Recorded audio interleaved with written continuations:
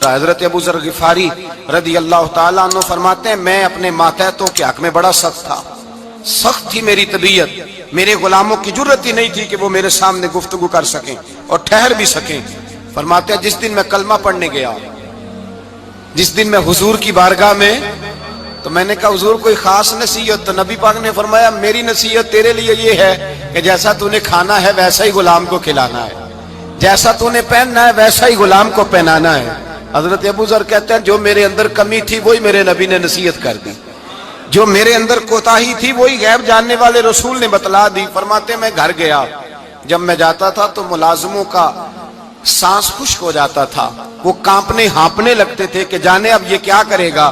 حضرت ابو ذر غفاری فرماتے ہیں میں گیا، ایک شخص سے میں نے کہا کھانا پکاؤ، کھانا پکایا، دسترخوان پہ لگایا اور اپنے سارے ملازموں کو کہا آؤ یار میرے ساتھ بیٹھ کے روٹی کھاؤ، آؤ سارے میرے ساتھ بیٹھ کے کھانا کھاؤ۔ فرماتے ہیں انہوں نے کھانا کھایا، پھر میں ان کو بازار لے گیا، جیسے کپڑے میں پہنتا تھا ویسے ہی میں نے ان کے لیے بھی خریدے۔ فرماتے ہیں میرے غلام کہنے لگے آقا خیر تو ہے نا، خیریت تو ہے نا، کیا ہوا؟ مزاج مبارک تو ٹھیک ہے، کیا ہو گیا؟ اور یہ جو ہم فضا کو اتنا خوبصورت دیکھ رہے ہیں اور یہ جو ہم اتنی پیاری ریم جھیم برستی دیکھ رہے ہیں، یہ جاری رہے گی یا ایک دن کی ہے؟ تو حضرت ابو ذر غفاری رو پڑے، کہنے لگے اب تمہیں ابو ذر غفاری بدلا ہوا ملے گا، اس لیے کہ اب میں وہ نہیں رہا، اب میں رسول اللہ کا کلمہ پڑھ کے غلام مصطفیٰ بن گیا ہوں، اب میں بدل گیا ہوں، میری طبیعت بدل گئی۔ غلاموں کے حق میں حضرت مولا علی شیر خدا غلام کو لے کر کے گئے دکان پر، حضرت مولا علی غلام کو لے کر گئے کپڑے کی دکان پر، دو جوڑے خریدے، ایک کم قیمت کا ایک زیادہ قیمت کا، ایک کم قیمت کا ایک زیادہ قیمت کا، دو جوڑے خریدے۔ جب واپس لوٹے تو غلام سے کہنے لگے تو اپنا لے لے۔ غلام کو پتا تھا کہ اس زمانے میں ہوتا کیا تھا، اس نے کم قیمت کا جوڑا اٹھایا۔ حضرت علی فرمانے لگے عجیب آدمی ہے، یہ تو تیرا نہیں، یہ تو میرا ہے۔ اس نے کہا حضور کس طرح سے؟ آپ فرمانے لگے تیرے لیے قیمتی جوڑا اس لیے خریدا ہے کہ تو جوان ہے، اور میں نے اپنے لیے اس لیے چھوٹا خریدا ہے کہ میں تو اب بوڑھا ہو گیا ہوں، مجھے تو حاجت نہیں۔ کہنے لگا حضور بوڑھے اور جوان کا مطلب نہیں، آپ علی ہیں، من کنت مولا فہذا علی علی مولا، علی مولا، آپ چونکہ مولا علی ہیں اور آپ امیر المومنین ہیں، لہذا آپ نے تخت پر بیٹھنا ہے، آپ نے سلطنت کو چلانا ہے، آپ پہنیے۔ تو حضرت علی فرمانے لگے تو میرا غلام بنا ہے نا، تو نے ابھی میرے نبی کا دیدار نہیں نہ کیا، تو بعد میں آیا ہے نا، اگر تو اس دور میں ہوتا تو جان جاتا کہ یہ عمل میرا ہے، پر اس کے پیچھے جو نصیحت کے پھول ہیں وہ مصطفیٰ کے عطا فرمائے ہوئے۔ تو بھائی یاد رکھیں نبی کریم سید عالم صلی اللہ تعالی علیہ وآلہ وسلم نے تعین فرمایا مزدور کے حقوق کا، تعین کیا۔ حضرت حکیم بن حزام کہتے ہیں میں حضور کی بارگاہ میں بیٹھا تھا تو نبی پاک صلی اللہ علیہ وسلم سے میں نے کہا یا رسول اللہ آپ کو کون سا آدمی پسند ہے، کون سا محنت کرنے والا پسند ہے؟ تو حضور نے فرمایا جس کے دونوں ہاتھ کام کریں، دونوں پیر چلیں اور اس کی پیشانی پر پسینہ آئے، وہ بندہ مجھے بڑا اچھا لگتا ہے۔ جس کی پسینہ آئے، آج لوگ مزدوری نہیں کرتے، دائیں بائیں دیکھتے ہیں، لوگ اپنے اندر وہ توانائی، وہ غیرت، وہ خودداری پیدا نہیں کرتے۔ بھائی گردن کو جھکا دیتا ہے خیرات کا پتھر، جہاں میں مانگنے والوں کے سر کبھی اونچے نہیں ہوتے۔ اور ایک بار کہنے لگے غیرت ہے بڑی چیز جہاں تگ و دو میں پہناتی ہے یہ فخر کو تاج سردارا۔ اپنے اندر یہ توانائی پیدا کرنی چاہیے، یہ کوشش کرنی چاہیے۔ میرے نبی کریم صلی اللہ علیہ وسلم نے فرمایا تمہارے بعض گناہ ایسے ہیں جو صرف تم مزدوری کرنے جاؤ گے تو اللہ تمہاری مزدوری کی وجہ سے ہی تمہارے گناہ معاف فرما دے گا، اللہ تمہاری محنت اور کوشش کے سبب سے تمہاری ان غلطیوں سے درگزر فرمائے گا۔ حبیب کریم سید عالم صلی اللہ علیہ وسلم نے فرمایا مزدور جب قیامت کے دن آئے گا، بھئی عالم تو آیا، صوفی تو آیا، درویش تو آیا، صحابہ تو آئے، ان کا آنا تو شفاعت کے لیے شمار کیا گیا۔ میرے مصطفیٰ نے فرمایا جب مزدور آئے گا، مزدور کی سب سے بڑی غلطی یہ ہے کہ مزدور اپنے آپ کو نیچ سمجھتا ہے، مزدور کی سب سے بڑی غلطی یہ ہے کہ یہ اپنے آپ کو چھوٹا سمجھتا ہے، اس کی زیادتی یہ ہے کہ یہ اپنی سوچ کو بڑا نہیں کرتا، یہ سمجھتا ہے نہیں کہ بھئی میں تو دو ہاتھوں کی محنت کی کمائی کھاتا ہوں، یہ آرزوئے کرم اور میں آپ سے کروں، یہ بھیک اس کو دیجئے جس کا خدا نہ ہو۔ مزدور کی زیادتی یہ ہے کہ یہ اپنے آپ کو چھوٹا جانتا ہے. میرے مصطفیٰ نے فرمایا جب مزدور محنت کرنے والا قیامت کے دن آئے گا تو اس کا چہرہ اس طرح چمکے گا جس طرح 14ویں کا چاند چمکا کرتا ہے. اس قدر اس کا چہرہ چمکے گا جب آئے گا وہ صبح قیامت. میرے بھائیو، مزدور ایک عظیم شخصیت کا نام ہے. محنت کرنا، اپنے دونوں ہاتھوں سے مشقت کرنا، جدوجہد کرنا. مجھے کئی سارے لوگ، میں جب ملک کے مختلف گوشوں میں جاتا ہوں تو کئی سارے لوگ کہتے ہیں آپ کے ابا جی کا مزار کدھر ہے، آپ کس مزار کے سجادہ نشین ہیں؟ تو میں ان سے کہتا ہوں میں سجادہ نشین نہیں، میں تو کسان کا بیٹا ہوں. اور میں اس شخص کا بیٹا ہوں جو رات کو 2 بجے اٹھ کے بھی گھر سے نکلتے تھے 2 نفل پڑھ کے. تو ہم پوچھتے تھے کہ اماں جی ابا جی کہاں گئے؟ تو کہتے تھے چند کھیتوں کو پانی لگانا تھا اور رات کو رخصت ہو گئے. فخر کی بات ہے، یہ اعزاز کی بات ہے، یہ اعزاز کی بات ہے. ہم نے ساری زندگی ان کے ہاتھ پہ چھالے دیکھے لیکن بات لفظ زبان پر یہی دیکھی کہ بیٹا عزت والا وہی ہوتا ہے جو اپنے ہاتھوں سے محنت کر کے روزی کھایا کرتا ہے. بھائی یاد رکھیں یہ اعزاز کی بات ہے. اعزاز، مزدور کا بیٹا فخر کرے، کسان کا بیٹا ناز کرے. وہ جو آدمی سویرے جاتا ہے ویلڈنگ کا پلانٹ لے کے کام کرنے، اس کا بیٹا ناز کرے. وہ جس کا باپ بھاوڑا چلاتا ہے، چھینی چلاتا ہے، تھوڑا چلاتا ہے، وہ ناز کرے.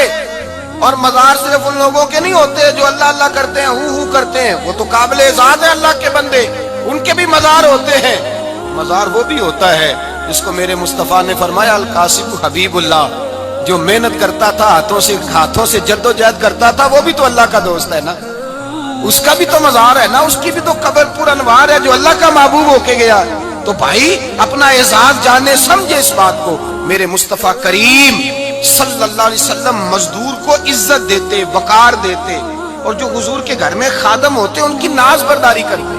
ہمارے گھر میں جو بی بی برتن دھوتی ہے وہ ہمارے ساتھ بیٹھ کے روٹی نہیں کھا سکتی، اس کو یہ اجازت نہیں ہوتی. ہمارا جو مزدور ہوتا ہے نا، ایک صاحب کہنے لگے یہ بچہ میرے پاس کام کرتا ہے، اس کے ابا جی بھی کرتے تھے. تو میں نے کہا اس کا مطلب یہ ہے کہ تم نے آگے نہیں بڑھنے دیا. تم نے کہا مزدور ہی رہنا ساری زندگی، یہی رہنا میرے پاس، آگے نہ بڑھنا. میرے مصطفیٰ کریم سید عالم صلی اللہ علیہ وسلم کے پاس جو لوگ کام کرتے تھے، محنت کرتے تھے، مشقت کرتے تھے. ہمارا ملازم ڈرتا ہے، کامتا ہے، وہ بات کرتا ہے تو صاحب جی کہتے کہتے زبان تھکتی ہے. 100 دفعہ موڈ کو دیکھتا ہے، گالیاں کھاتا ہے بیچارہ. اس کی عزت نفس کو اچھالا جاتا ہے، اس کو رسوا کیا جاتا ہے. اور وہ بیچارہ رات کو رضائی میں منہ دے کے روتا ہے کہ یار میرے نصیب صرف اس لیے کمزور ہیں کہ میں غریب کے گھر میں پیدا ہوا ہوں. ہم احساس نہیں کرتے. اور مزدور کو کبھی موقع مل جائے جان چھوٹنے کا تو بھاگ جاتا ہے. ہمارا کردار اور اخلاق ایسا نہیں ہوتا. حضرت زید بن حارثہ رسول اللہ کے غلام تھے، نبی پاک کے گھر میں جھاڑو دیتے تھے، برتن مانجتے تھے. یہ بچپن میں اپنے قبیلے سے گم ہو گئے تھے، کسی نے اغوا کر کے لا کر کے بیچ دیا تھا، گم ہو گئے تھے. حضور کی بارگاہ عالی مرتبت میں لائے گئے. حضرت زید بن حارثہ سارا دن کام کاج کرتے. کوئی آدمی آیا ان کے علاقے کا، مکہ مکرمہ، ان کو پہچان کر واپس گیا ان کے قبیلے میں اور جا کے بتلایا کہ تمہارا بیٹا تو محمد ابن عبداللہ صلی اللہ علیہ وسلم کے پاس. اس وقت حضور نے بھی اعلان نبوت نہیں فرمایا تھا. ان کے والد حارثہ چچا لینے آئے اور نبی پاک کے پاس آئے تو 2 تھیلیاں شرفیوں کی بھر کے لائے. کہنے لگے حضور یہ پیسے لے لیں، 2 تھیلیوں میں پیسے ڈالیں، دینار ہے، درہم ہے، حضور لے لیں، ہمارا بیٹا دے دیں. نبی پاک صلی اللہ علیہ وسلم نے فرمایا تمہیں غلطی لگ گئی ہے، پیسے پیچھے ہٹاؤ، میں زید کو بلاتا ہوں. میں زید کو، ادھر دیکھیے گا، میں زید کو، میں اسے بلاتا ہوں. اگر وہ جانا چاہے تمہارے ساتھ تو مجھے اعتراض نہیں، لے جانا. چچا اور باپ کہنے لگے آپ عجیب بات کرتے ہیں، وہ غلامی چھوڑ کے نہیں جائے گا. آپ عجیب بات کرتے ہیں، وہ مزدوری چھوڑ کے بادشاہی اختیار نہیں کرے گا. ہم کھاتے پیتے لوگ ہیں، اس کی ماں ترس گئی ہے، اس کو ملنے کو بہنیں روتی ہیں، وہ جائے گا نہیں. میرے حبیب نے فرمایا تم نے ابھی یہ ذائقہ چکھا نہیں، تمہیں اس کا پتہ نہیں، تو میں بلاتا ہوں، اگر جانا چاہے تو پیسوں کی ضرورت نہیں، لے جانا. حضرت زید کو پیغام دیا، آئے. حضور نے فرمایا وہ تمہارے والد کھڑے ہیں، وہ چچا ہیں، لینے آئے ہیں. جناب زید گئے، باپ کے گلے سے لگے. بچھڑے ہوئے باپ بیٹا ایک دوسرے کو مل کے کھل کے روئے. کہا بیٹا تیری ماں کی آنکھیں پتھر ہو گئی تیرا رستہ دیکھ کے، تیری بہنیں ترستی ہیں تیرے چہرے کے دیدار کو. بیٹا وہ گلیاں بھی روتی ہیں جن میں تو کھیلا کرتا تھا، پر اب فکر کی بات کوئی نہیں، اب کوئی پریشانی نہیں. میں پیسے لایا ہوں تجھے لے جاؤں گا۔ نبی پاک صلی اللہ علیہ وسلم نے دیکھا نا جب باپ بیٹے کی گفتگو ہو گئی، آنسو بہہ گئے، بوجھ ہلکے ہو گئے، تو میرے کریم نے فرمایا زید اگر تم چچا کے ساتھ والد کے ساتھ جانا چاہو تو میری طرف سے اجازت ہے، تم جا سکتے ہو۔ یہ لفظ کہے تو جناب زید دوڑ کے حضور کے قدموں میں آ کے بیٹھ گئے، حضور کے قدموں میں بیٹھ گئے، اور گویا فاضل بریلوی علیہ رحمہ نقشہ بیان کرتے ہیں، کہنے لگے تیرے قدموں میں رہوں غیر کی ٹھوکر پہ نہ ڈال، میں جھڑکیاں کھاؤں کہاں چھوڑ کے صدقہ تیرا، اور تیرے قدموں میں جو ہے غیر کا منہ کیا دیکھے، کون نظروں پہ چڑھے دیکھ کے تلوا تیرا۔ کہنے لگے حضور میں نے نہیں جانا، میں یہیں رہوں گا۔ چچا اور باپ نے دیکھا تو کہنے لگے بیٹا تو غلامی چھوڑ کے نہیں جائے گا، تو ملازمت چھوڑ کے بادشاہی میں نہیں جائے گا۔ تو آپ کے والد کو آپ فرمانے لگے ابا جی ذرا 2 گھڑیاں یہاں رہ کے تو دیکھیں، یہاں 2 گھڑیاں رہ کے تو دیکھیں۔ فرمایا یہاں ملازموں کا وہ اعزاز ہے جو شہزادوں کا ہوا کرتا ہے، یہاں خادموں کی وہ عزت ہے، اور پتہ پھر ان کو مقام کیا ملا، یہ واحد شعبیاں جن کا نام اللہ نے قرآن پاک میں بیان فرمایا ہے، نام اللہ نے قرآن مجید میں بیان فرمایا۔ حضور کا اپنے غلاموں کے ساتھ جو تعلق تھا، اپنے ملازموں کے ساتھ جو رشتہ تھا، بڑا آدمی آتا ہے نا، بڑا آدمی تو لوگوں کی سانس سوکھ جاتے ہیں، اٹھ کے ملتے ہیں، بڑا کچھ کرتے ہیں۔ مزدور آتا ہے تو لوگ اوئے کہہ کے پکارتے ہیں، ان کو خبر ہی نہیں کہ اس شخص کا اعزاز کتنا ہے۔ حضرت انس بن مالک رضی اللہ تعالیٰ عنہ فرماتے ہیں میں چھوٹا سا تھا، میری اماں مجھے حضور کے گھر چھوڑ گئی، میں نے 10 سال نوکری کی نبی پاک کی۔ کتنے سال بولیے؟ 12ویں دن لوگ کہتے ہیں بس بھائی ختم ہو گیا، اب فرینکنس ہو گئی ہے، اب جو مرضی تیرے ساتھ کریں گے۔ 10 سال نوکری کی میں نے، لیکن جناب انس فرماتے ہیں نبی پاک نے کبھی مجھے اف تک بھی نہیں کہا تھا، اف تک بھی نہیں کہا تھا، اف تک بھی۔ حضور نے بھیجا جاؤ فلاں آدمی کو بلا کر کے لاؤ۔ حضرت انس بن مالک رضی اللہ تعالیٰ عنہ فرماتے ہیں میں بلانے گیا، بچہ تھا چھوٹا سا، رستے میں بچے کھیل رہے تھے تو میں ان کے ساتھ کھیلنے لگا، محو ہو گیا، مجھے پتہ ہی نہ چلا وقت کا۔ حضور نے جب مجھے بھیجا تو فرمایا جلدی جانا اور جلدی آنا، اب مجھے خبر ہی نہیں، بڑی دیر ہو گئی۔ حضور وہاں انتظار کر کر کے خود تشریف لائے، کہتے جب نبی پاک آئے تو میں بچوں کے ساتھ کھیل رہا تھا، حضور نے جب مجھے کھیلتے ہوئے دیکھا، میری اچانک نظر پڑی تو میرے ہوش اڑ گئے۔ حضور نے تو کہا تھا جلدی آنا، اور میں یہاں کھیلنے لگا، یہاں اتنا الجھا کہ مجھے خیال نہیں رہا کس کام آیا ہوں۔ حضرت انس فرماتے ہیں میں ڈرنے لگا، جیسے جیسے حضور قریب آتے میری ٹانگیں کانپتی۔ فرماتے ہیں جب نبی پاک قریب آئے تو قربان جاؤں معصوم آمنہ کے، فرماتے ہیں حضور نے میری گردن پہ تھپکی دی، اور حضور نے ہنس کے فرمایا او بھائی لگتا ہے تو کھیل میں گم ہوا ہے تو تجھے یاد ہی نہیں رہا میں نے کس کام بھیجا تھا، تجھے یاد ہی نہیں رہا۔ کہ یا رسول اللہ صلی اللہ علیہ وسلم میں بھول گیا تھا، میں ابھی جاتا ہوں۔ کیا انداز ہے، کیا شفقت ہے، کیا رنگ ہے۔ حضور میں ابھی گیا اور ابھی آیا۔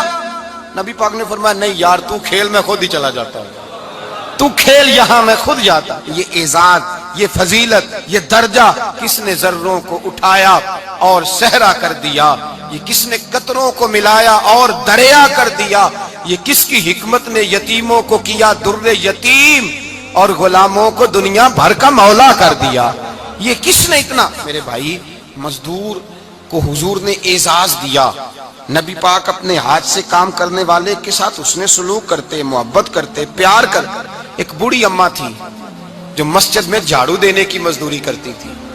کیا کام کرتی تھی؟ دعا کریں اللہ ہم سب کو مسجد کی صفائی کی توفیق عطا فرمائے۔ بوڑھی اماں تھی، مسجد کی صفائی کرتی تھی، نوکری کرتی تھی، بیمار ہو گئی، بخاری شریف میں موجود ہے۔ اللہ کے محبوب صلی اللہ علیہ وسلم روز تیمارداری کرنے جاتے، ایک وقت ایسا آیا کہ دن میں 2 مرتبہ حضور تیمارداری کرنے جاتے۔ ایک شام نبی پاک نے فرمایا اس کا انتقال ہو جائے تو مجھے اطلاع کرنا۔ صحابہ کہتے ہیں رات کے وقت ان کا انتقال ہوا، ٹھنڈ کا موسم تھا، ہم نے حضور کو تکلیف دینا مناسب نہ سمجھا، ہم نے دفن کر دیا۔ سویرے اللہ کے حبیب نے پوچھا تم نے مجھے اطلاع کیوں نہیں دی؟ حضور سردی بڑی تھی۔ کون جاتا ہے مزدوروں کے جنازوں میں؟ کون جاتا ہے مزدوروں کے جنازے میں؟ یہاں تو اب جنازے بھی سیاسی ہو گئے ہیں، اب تو کوئی بہت بڑا امیر آدمی فوت ہو جائے تو وہاں رش ہوتا ہے، وہاں رش ہوتا ہے، غریبوں کا تو جنازہ بھی کوئی نہیں پڑتا۔ حضرت جناب سیدنا ابو ہریرہ رضی اللہ تعالیٰ عنہ فرماتے ہیں حضور نے فرمایا مجھے اطلاع کیوں نہیں دی؟ تمہیں اس کے اعزاز کا نہیں پتا؟ وہ مزدور تھی مسجد میں جھاڑو دیتی تھی، تم نے خبر ہی نہیں دی، حضور وصال ہو گیا۔ فرمایا چلو مجھے بتاؤ قبر کہاں ہے۔ حضور سارا کچھ جانتے ہیں، لیکن یہ ساری تمہید اس لیے بیان کی کہ ایک مزدور کی شان واضح ہو جائے۔ فرمایا بتاؤ قبر کہاں ہے۔ صحابہ کہتے ہیں ہم قبر پہ لے گئے تو میرے نبی نے فرمایا صفے بناؤ، میں دوبارہ جنازہ پڑھاؤں گا۔